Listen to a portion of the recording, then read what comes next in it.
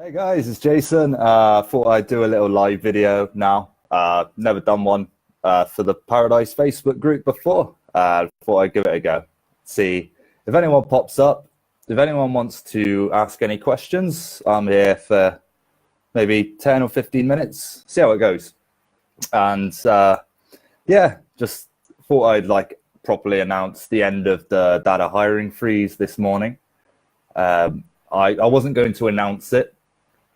I heard some things people said to me that the hiring freeze was never a thing, and DaDa just wanted people to stop promoting their referral link. But you know, I didn't know that for sure myself, so I was just going to wait until I got a referral, and then officially, with evidence, the hiring freeze is over. So yeah, that's what I do most of the time. Is I try not to report anything unless I know completely myself, because you know there's a lot of hearsay going on. So anyone who's just joined, I see there's one person watching. If you'd like to type a question, I'm happy to answer it. I'm here for a bit of time. So, and if no one asks a question, there's no problems there, because I've got a list of AskDigiNo questions to answer that I've been meaning to get to. So that is absolutely fine. So I will have a look at some AskDigiNo questions and then see if I can get any good information rolling to people. As I said before, this is just a little experiment to do this live video. If anyone enjoys it, and if it's useful, I'll try and do more in the future. But you know, it's hard to find the time for things nowadays, isn't it? Really difficult. So yeah, I've got them in my notes. Let's have a look at a question here. Okay. Hello, I worked for VIPKid for 5 months. During that time, I exceeded the number of teacher cancellation no-shows. Some of them were my fault, woke up too late, stuck in traffic, and some of them were technology related. Internet decided not to work randomly, etc. Anyway, VIPKid terminated my contract. I'm interested in giving it another try, being armed with better organizational skills. Do you think one of the other companies would give me a chance, knowing VIPKid fired me? Yeah, I'm pretty sure it would be absolutely fine. Yeah, it's with these things, it all depends about how you word things, how you put it on your resume. You're not going to put that right at the top saying I was fired by VIPKid. You know, that's not going to be your heading. So I mean, you know, if it comes up in discussion, you know, you got to be honest about these things, but don't let it be, you know, don't let it be like a criminal record, so to speak. It's just the way it is. So yeah, you can apply for other companies, ones that are similar to VIPKid in terms of structure, in terms of hiring policy. I believe QKids is one. Let me put the link to QKids on there. Apply to QKids. Yeah, they're good. But, you know, literally just go onto the DigiNo page and find some companies, find the ones that you're qualified for, and send off your application. The worst that's going to happen is they're going to say no, and there's plenty more fish in the sea. Okay? But yeah, don't let it keep you down. Okay, I see from Nova McKee, we've got a question there. Hello, Jason. I've just finished my 290-hour TEL and live in the UK. TEFL, sorry, TEFL and live in the UK. Which company would you recommend applying to? Okay, well, like Nova, that completely depends upon your preference and your qualifications, etc. So yeah, just go on to DigiNo and click the Start Here button, and you know, it's whether I don't know whether you've got a degree, I don't know what your passport says. But just have a look through the companies and you'll find one. But that's really well done on doing your TEFL. You know, that will open you up to a lot of companies. In the future, it's going to be all about the teaching qualifications and stuff. Like right now, it's the Wild West. and it's not really as strict, but it will be in the future. Okay, absolutely. Hey, Adam, I see you've joined. Adam from Teachy, who created the chatbot that's on DigiNo. Really useful device for applying to jobs. Okay, so we've got another question here. Marco, what do you think about companies accepting only native speakers?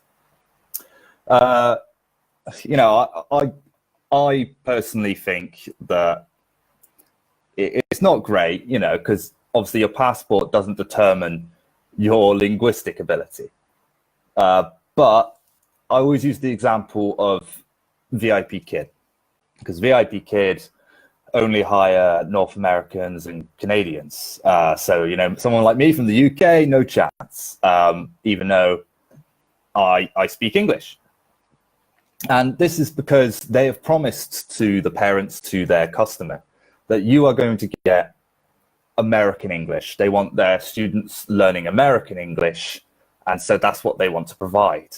And it's the same with other companies.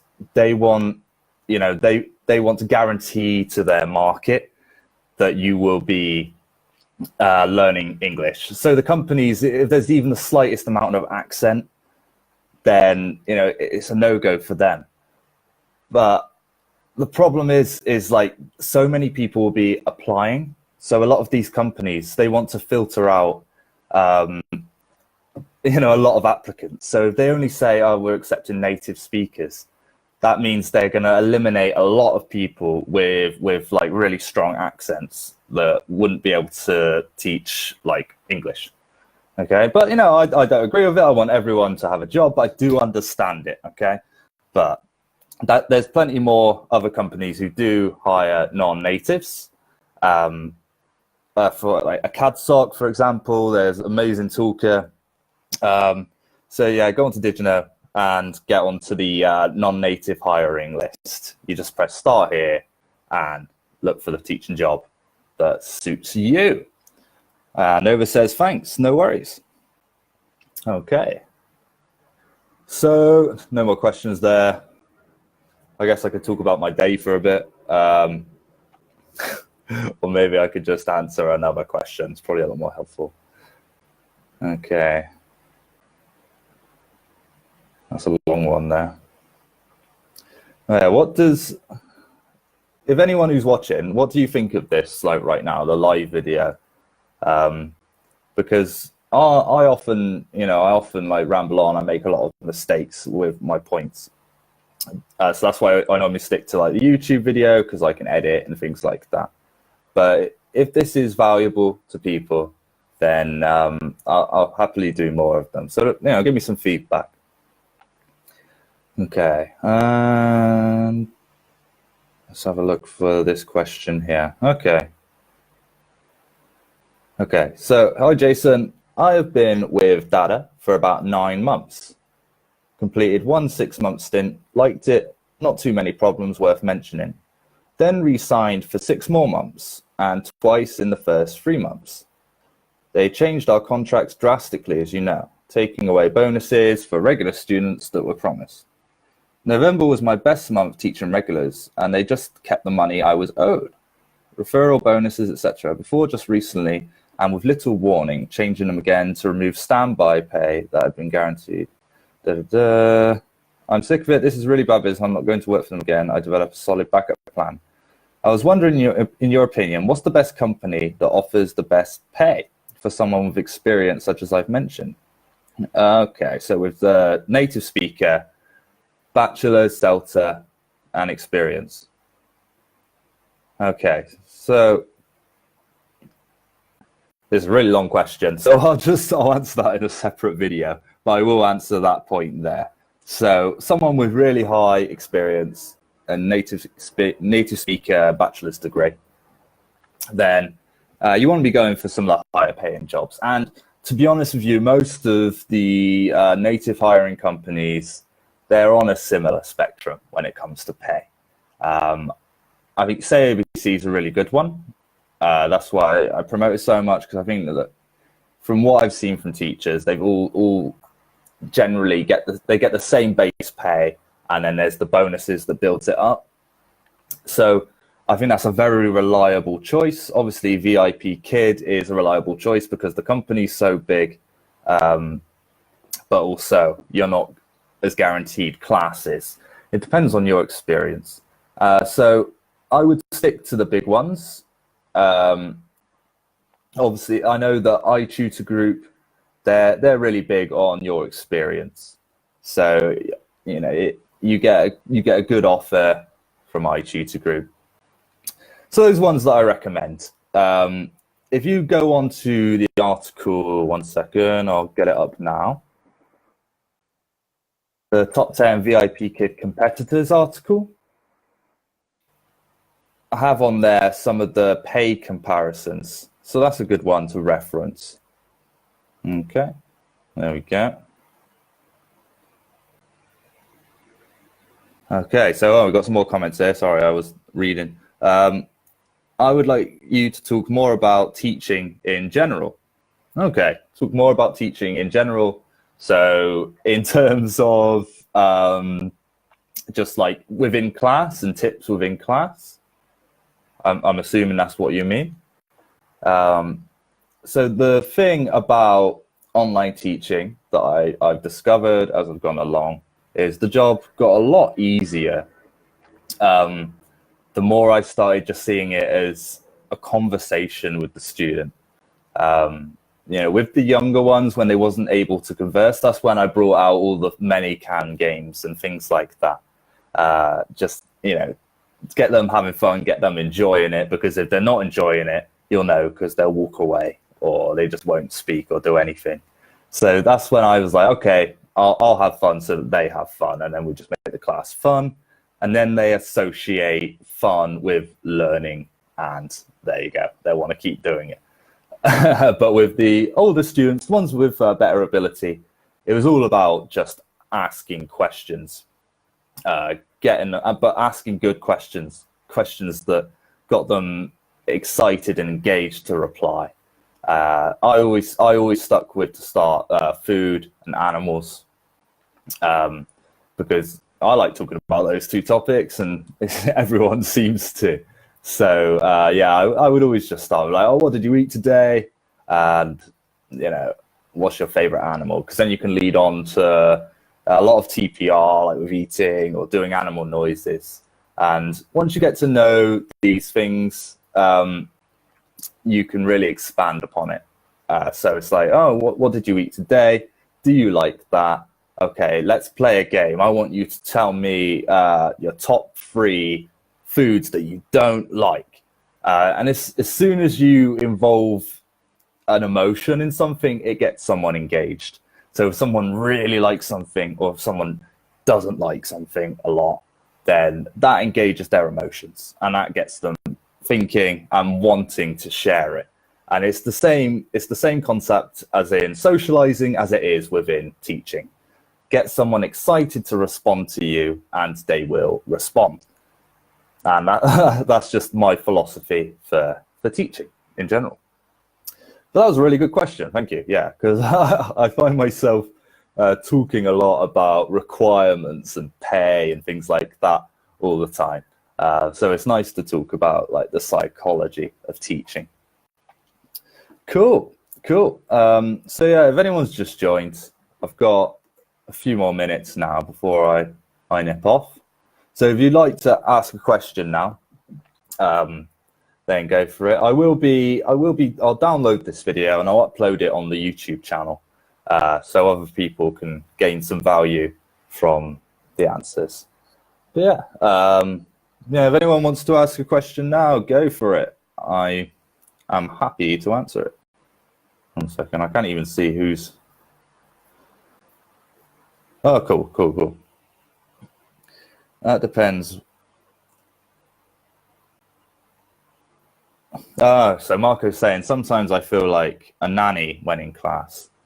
Yeah. Well, with the younger ones, you certainly do feel like a babysitter sometimes. So my opinion on online teaching is what you ask. I think it's great. It's a great job. if you don't get too overwhelmed by it and you sort of get comfortable. You don't want to be going into class like, right, I've got to teach these kids. You're not responsible for their education. You're responsible for them practicing the stuff they've already learned at school. I mean, that's a big thing that people overlook. You're not going to go in there and teach this 5-year-old Chinese kid all of the grammar rules in the world. It's not going to happen. You're going to go in there, make sure they have fun, make sure you've corrected words they mispronounced, and make sure you're building their confidence with using their English. Because one thing I've learned from traveling is when you meet adults who are learning English all around the world, at first you might think that like they don't know any, but they actually know a lot because they've been learning it since a young age. The thing that they lack is the confidence. And so the stuff you read in books plus confidence makes you a good speaker in a foreign language. And you can't have one without the other. So that's what you've got to do as an online teacher, is just build up their confidence. And you do that by asking questions and making sure they have fun. Okay, cool. Yeah, really good stuff today, guys. Oh, all right, wait, cool. We've got a couple more. I keep forgetting to scroll down. Most memorable class ever. Yeah, I used to have this student that was, she was so funny. Like, we'd go in there and it would just be non-stop, like back and forth. And yeah, I remember we was doing the test one time on DaDa, and she just didn't know any of the answers. And I just started singing this song, like, if you don't know, then guess. And she was like, guess? Like, so they would never thought of like actually just doing that. Otherwise, we would have just sat there the whole class, and it's like, I don't know the answer, so I'm not going to press the button. It's like, no, you got to just pick one. Yeah, but yeah, she was great, and we had lots of fun. But you try not to get too attached to the students, because one day they just disappear. They go to another teacher or whatever. Is it possible for someone with a degree in TEFL but no online teaching experience to work online? Oh, absolutely. Yeah, you don't need online teaching experience, and most of the time you don't even need teaching experience. You just have to have some kind of experience where you've been like a bit of a mentor or a bit of a authoritative role with children. So it looks really good on your resume. But no, absolutely, you don't need online teaching experience. That's for sure. Cool. Okay, I think that'll do for today.